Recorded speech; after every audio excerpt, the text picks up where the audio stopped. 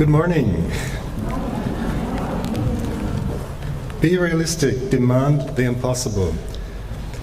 I think we're all here together in, well, there is this saying that some people bring back to an old Chinese curse, may you live in interesting times. We all live in interesting times. And I think it's about time to reclaim the potential of early child education for these times. We're about to enter the second quarter of the 21st century, so we have to leave a lot of our 20th century ideas behind and move forward. But we can only do that. Thank you. We can only do that by reflecting on some of the experiences that brought us to where we are. I'm going to this one. So looking back, about 100 years ago, Siegfried Bernfeld, an Austrian psychoanalyst, left-wing Zionist, attempted a definition of education in his book Sisyphus, or the Limits of Education. And he said, he offered this definition. He said, education is the sum total of societal reaction to the fact of ontogenetic development. It's a bit of a package, this sentence. It's very wide-ranging, this definition, and I suggest it has very profound implications as we together endeavor to reimagine education for all in the 21st century. Because it says education begins at birth, it's about ontogenetic development. Education is more than schooling, and we heard about that already. Learning takes place in many different places. It's the sum total of our interaction and reaction to young children. And of course, education is political. It's the societal reaction to the fact that we engage with young children. So I think this is a definition that, as a working definition, leads us to question what might that mean in our times? What is the state of world society that we're in? How can we define or redefine, reimagine the societal reaction to our engagement with young children? But of course, as Bernfeld also admits or says or claims, education is political, I could not open this presentation citing work by a left-wing Zionist author without reminding ourselves that as we speak, things are happening around us, and that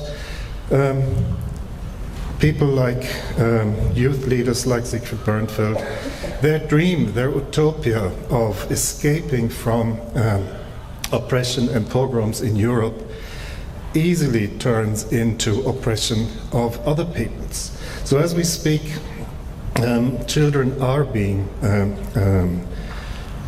murdered, killed in Gaza and in the West Bank. And so one person's dream can become another person's hell. And we as early childhood educators have to engage with these contradictions. And our world and our practice and the communities we work with are full of contradictions, and we cannot pretend that they don't exist. But now, for something completely different, let's look at Bob Dylan for a moment. 1964, the times they are changing. In times of profound social change, he wrote this song, and he says, "Come gather round, people, wherever you roam, and admit that the waters around you have grown, and accept that it's soon you'll be drenched to the bone. If your time to you is worth saving, then you better start swimming, or you'll sink like a stone. For the times, they are a-changing." The times are a-changing, and they are, as we speak. A fairly recent report from New York City, I'm taking you to New York City, talks about the potential devastating change that young children and families and educators might experience in the not too far future. The report says that due to climate change, due to rising sea levels, up to 78% of childcare facilities in New York City are at risk of flooding. And the report concludes, climate change and childcare can feel like disparate issues, but we cannot solve the childcare crisis without considering the implications of climate change. And given the crucial contributions of childcare to both child development and family flourishing, we cannot effectively respond to a chaotic climate without investing in the early years. So the climate crisis and the education crisis are no longer, we can no longer see them as two separate issues. Which also means that taken for granted distinctions and certainties are beginning to blur. And so, for instance, we might have to become familiar with the coastlines of the Bangladesh and New York becoming much more closer together. Disasters and experiences that we once comfortably placed somewhere far away are coming very close to us. And that is an opportunity for learning across differences.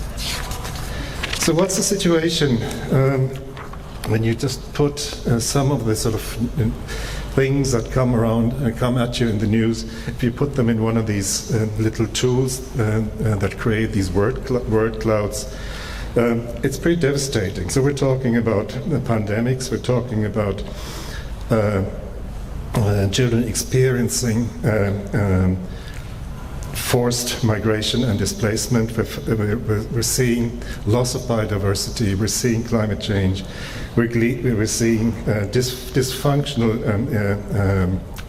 economic models, we're seeing malnutrition experienced by children, even in the most affluent countries. And as Edgar Morin wrote, and Brigitte Kern some time ago in their manifesto for the new millennium, they say, actually what we're seeing is a complex intersolidarity of problems, of crises, of uncontrolled processes, and the general crisis of the planet. It's not one after the other. Things are complex. And we heard a lot about how early childhood education and care is well placed to deal with complexity.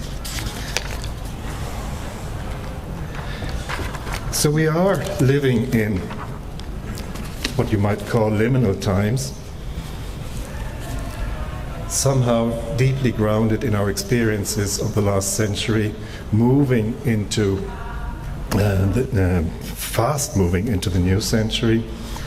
But sometimes you can get the impression that some of what we do and think and believe in education, remember Siegfried Bernfeld's sum total of societal reaction, seems stuck in a 20th century sort of time loop. Colonial impositions, addiction to unlimited growth, naive belief in progress as the only possible future.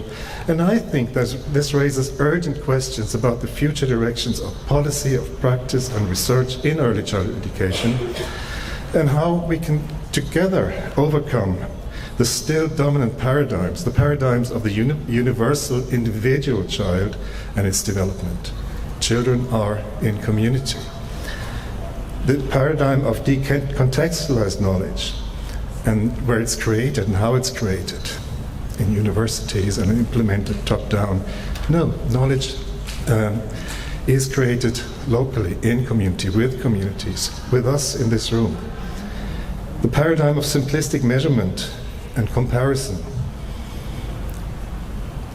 Things can get complex, as we just heard in the last presentation about how to understand what social and emotional learning means.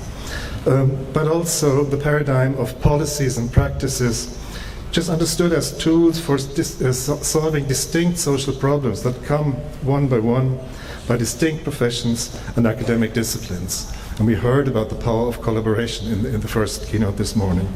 So can we imagine instead a right to an education that is about transformation, justice, and survival? And in the words of Antonio Gramsci, the Italian communist leader in the 1920s, he says the crisis consists precisely in the fact that the old is dying and the new cannot be born. And in this interregnum, a great variety of morbid symptoms appear. Can we, as early child educators, contribute helping the new to be born? So, some first conclusions. Existential crisis for humanity and children are no longer the exception. They have become a new normal for humanity. We see children becoming the silent victims. That's the title of a UNICEF report, a recent, some 2 years ago, I'd say. And in consequence, terms like, and concepts like resilience, survival, equity, justice, peace, they are the concepts that will have to be at the center of our discussion about early childhood development, education, and care as we plan for the decades ahead.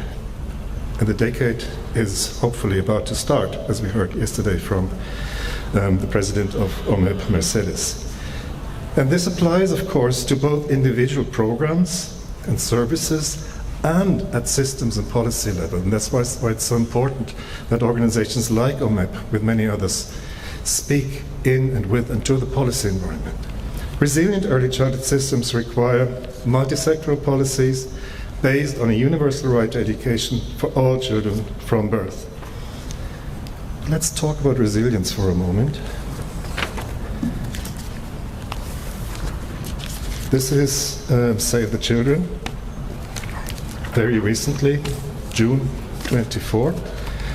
Up to 21,000 children estimated to be missing in Gaza, presumed dead beneath the rubble, killed by Israel, harmed beyond recognition by Israeli explosives, buried in unmarked or mass graves, detained or abducted by Israel. As we witness the killing of children, I really think we need to ask whether fostering resilience in early childhood education without fighting for justice is actually still ethically possible. And it equally applies, again, to children and early childhood education and care and early childhood development systems. Resilience as the capacity, as the dictionary says, to withstand or recover quickly from difficulties or toughness becomes quite questionable when you bring into account the experience of children living under situations like in Gaza and the West Bank and many others around this world. So, some more fields of tension for our attention. We all, I think, can agree that COVID-19 is still ongoing pandemic, has exposed inequalities. It hasn't necessarily created inequality, but it has exacerbated them. And here are two quotes from two reports by two influential organizations and players in that policy context. The first one is a World Bank report in 2020 that says the COVID-19 pandemic has laid bare the deep inadequacies in the current system of childcare provision, including uneven access, poor quality, the need for public finance, poor terms of employment for the workforce, and the overall vulnerability of the sector. And the second is the Organization for Economic Cooperation and Development, the OECD, concluding in 2021, discontent is rising around the world, reflecting dysfunctions and injustices that have emerged in economic, social, and political systems. It is also a response to the damage humankind is inflicting on the world's natural systems, and thus, inevitably, upon itself. The COVID-19 pandemic has exposed these defects to devastating effect. This, by the way, is the very same Organization for Economic Cooperation and Development that in a different department, in the education department at the moment, is promoting a standardized assessment for 5-year-olds, the International Early Learning Study, or as some refer to it, the preschool or baby PISA. I'd say discontent is rising. What are the opportunities? They are about learning with and from each other. We can do this in this room, across geopolitical divides. The expansion of early childhood programs, I think we can agree, has broadly been a global success story. A lot remains to be done. But it is also a story that played out very differently in the global north and the global south. The shift towards comprehensive integration of services, incorporating, as we've heard this morning, nutrition, health, well-being, education, care, social cohesion, and equity, has taken place in some countries already, namely in Latin America, but also in India, several African countries, and globally, 89 countries to date and territories have already adopted multi-sectoral policy documents for early childhood development. But such a comprehensive understanding of early childhood services is still largely absent from the mainstream European and North American debate. Learning with each other across geopolitical divides is necessary. The European Union has issued a policy recommendation, the Council of the European Union, talking about the importance of early childhood education and care systems, high quality early childhood education and care systems. They say, for instance, early childhood education and care provision needs to be part of an integrated child rights-based package of policy measures to improve outcomes for children and break intergenerational cycles of disadvantage. Sounds great. We might all want to subscribe to that. What's the problem with the intergenerational cycles of disadvantage that we're supposed to resolve with early childhood education? I suppose one of the problems that is hardly ever spoken about, and I think as early child educators we need to be part of that discussion, is that intergenerational cycles of disadvantage are dependent on, or the direct consequence of, persistent intergenerational cycles and global cycles of unfair advantage as well. They belong together. One cannot exist without the other. So maybe as early childhood organizations and educators and advocates, we should not necessarily discard, but challenge the myth of quality as the only solution. We should stop treating early child education as the panacea for fixing social problems caused by, among other things, dysfunctional global capitalism. Our existing economic and social models quite often are built on inequality. They are designed to create and maintain it rather than to overcome it. So let's recognize early child education as a profoundly political and ethical project that addresses injustice, inequality at individual, collective, and systems levels, and connect questions of social and environmental justice, local and global justice. But please beware of that myth of the panacea that children will solve our problems. We might have to do some of the work ourselves as adults, as the adult generation. Which brings us to that question of the geopolitical divides and the question, can we still talk about the global south and the global north as two distinct concepts that make sense? Suggestion is actually that we have to move into a headspace, a space of understanding that they are not geographical concepts, but really frames of thinking, possible in the global south as a possible epistemology, a way of understanding and knowing that would enable us to fundamentally question Eurocentric colonialist thinking. And that leads us into the question of what might be some of the components of this learning. How can we move from something that a team around Gabriel Scheidegger, Bethlehem Tekola, Munira Rashid, Theto Pong, who sadly passed away just recently, Francesca Menzenzana, Heidi Kellan, and Dita Chaudhry, a concept that they call from epistemic exclusion to epistemological allyship. And they say there is a lot of epistemic exclusion in our own headspaces. It's the exclusion of existing, because it's there, accessible and highly relevant research that originates in the majority world, and that's excluded from mainstream academic discourses. Not least because most of that mainstream academic discourse is published in English. But it's not simply a matter of disregarding majority world research, it's also about ignoring research that doesn't readily fit into our predefined framework consisting of a set of measures, constructs, theories derived from minority world thinking.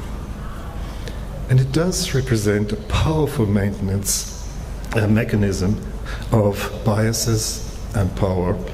And here are just two examples. An independent school and preschool in the province of the state of Chiapas in Mexico, and the view on one of the celebrated so-called explorers as an explorer, visionary naturalist. I took this photo very recently in the USA.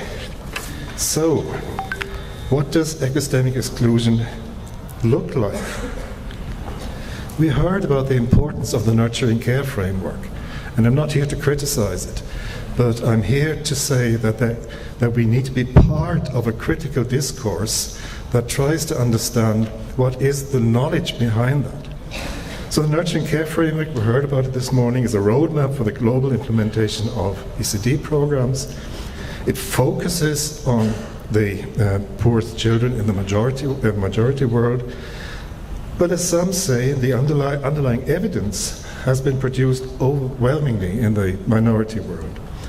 And as Scheidegger and others and their team say, this is a model that suggests that caregivers of deprived toddlers have shortcomings because of their own upbringing. And citing an example from an African country, they say, it implies that most people in low and middle income countries and almost all Chadians are cognitively and socially emotionally deficient. Can we just stop for a moment and think about that? And they go on to say, although such evidence might make an effective appeal to well-intended individuals and institutions in high-income countries to invest in early childhood development, it also serves to promote negative stereotypes about low and middle income contexts and populations and resembles white saviorism. It's a discussion that we need to engage in. I'm not sort of saying, let's get rid of the nurturing care framework, let's get rid of the really important international efforts that are being undertaken, but let's not be naive about that. Let's be let's question and reflect on them. Which brings us to another crucial distinction, and I'm drawing on the work of Eduardo Galeano here from Uruguay, who writes about questions and answers that are new questions. And he talks about the crucial difference between solidarity and allyship again. He says, unlike solidarity, which is horizontal, is exercised as equals, charity is practiced from the top down, it humiliates those who receive it, and never alters power relations, even a little. In the best of cases ever, there will be justice, but in high heaven. Here on earth, charity does not disturb injustice. It only intends to hide it. So, what are some of the new alliances we might build across onto epistemological divides? There is some indigenous scholarship on that we might use as a starting point. Alison Jones, Tekaheva Hoskins, writing about indigenous ontologies that never had a nature-culture dualism, never truly differentiated nature and culture.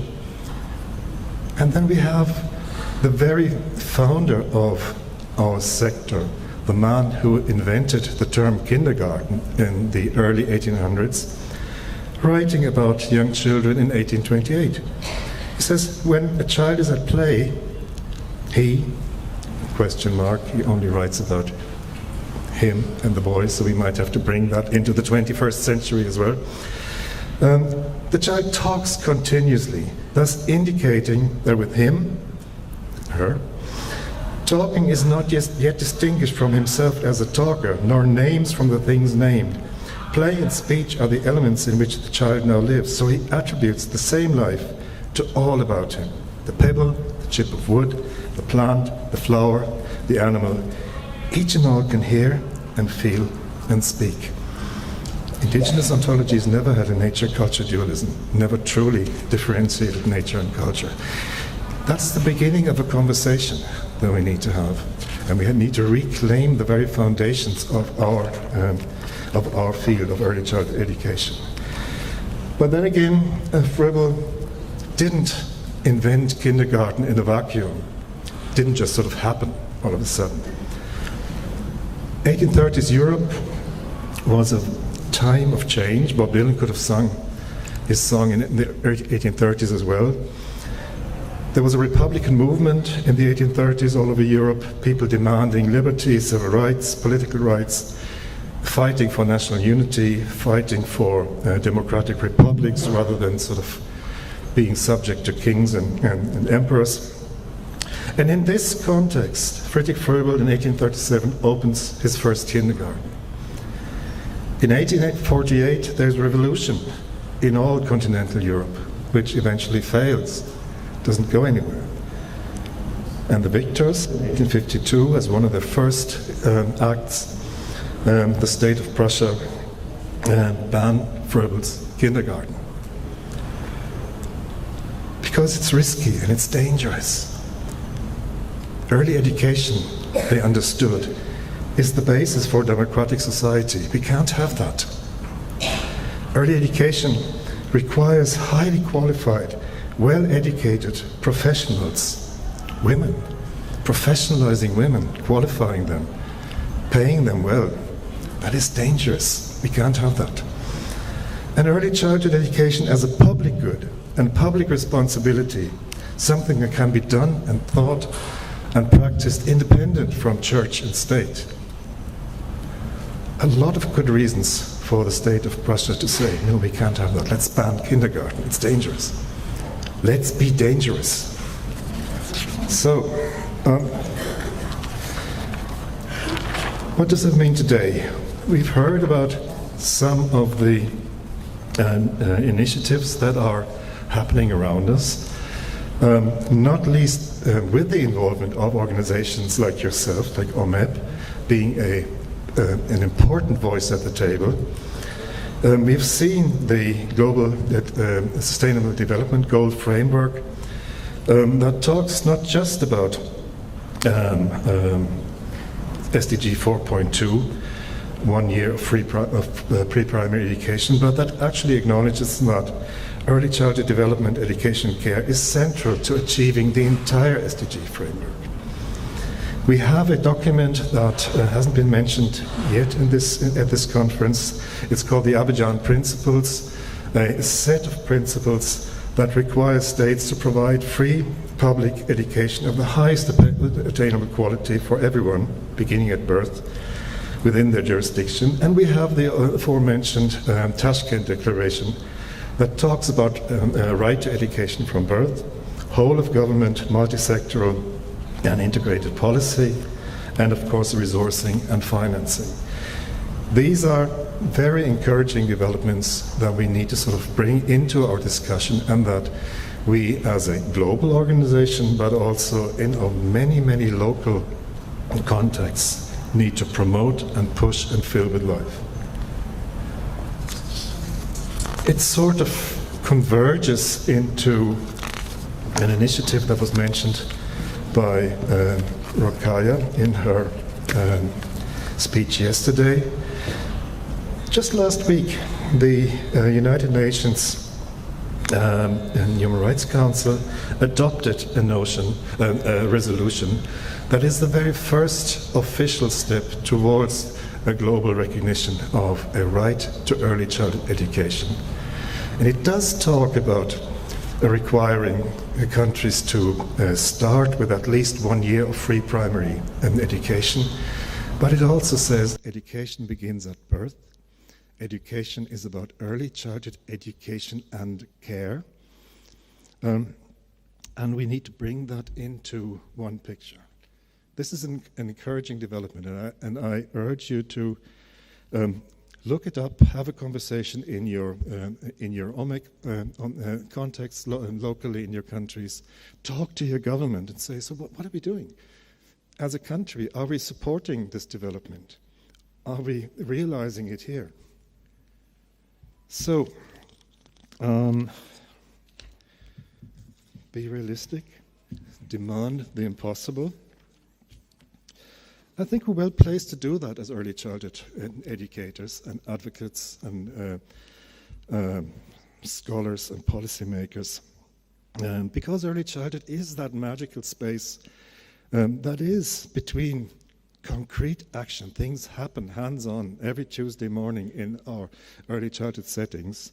It is a real space. That is one meaning of the word utopia. But it's also a space where we can dream, where we can struggle for more just, equitable, and sustainable futures. So a space that doesn't yet exist, the utopia. Let us reclaim the right to early childhood education and care from birth as an ethical and political project. And I'm going to leave you with a quote by Paulo Freire, the Brazilian educator, writing again in the last century to his partners in Guinea-Bissau. And he said at the time, all of this transformation requires a radical transformation of the educational system inherited from the colonizers. And I don't think we would talk about sort of only sort of that classical idea of colonizing. It's about what colonizes our heads, our thinking. Such transformation can never be done mechanically. It's not a technical task. It requires political decision, and political decision coherent with a plan for society to be created. What is our dream of the society we want to create? What do we want Bernfeld's sum total of the societal reaction to look like here and now and going forward in the future? But it also has to be concrete. It must be based on certain material conditions. It's not just fantasy. And it must offer incentives for change. Thank you very much.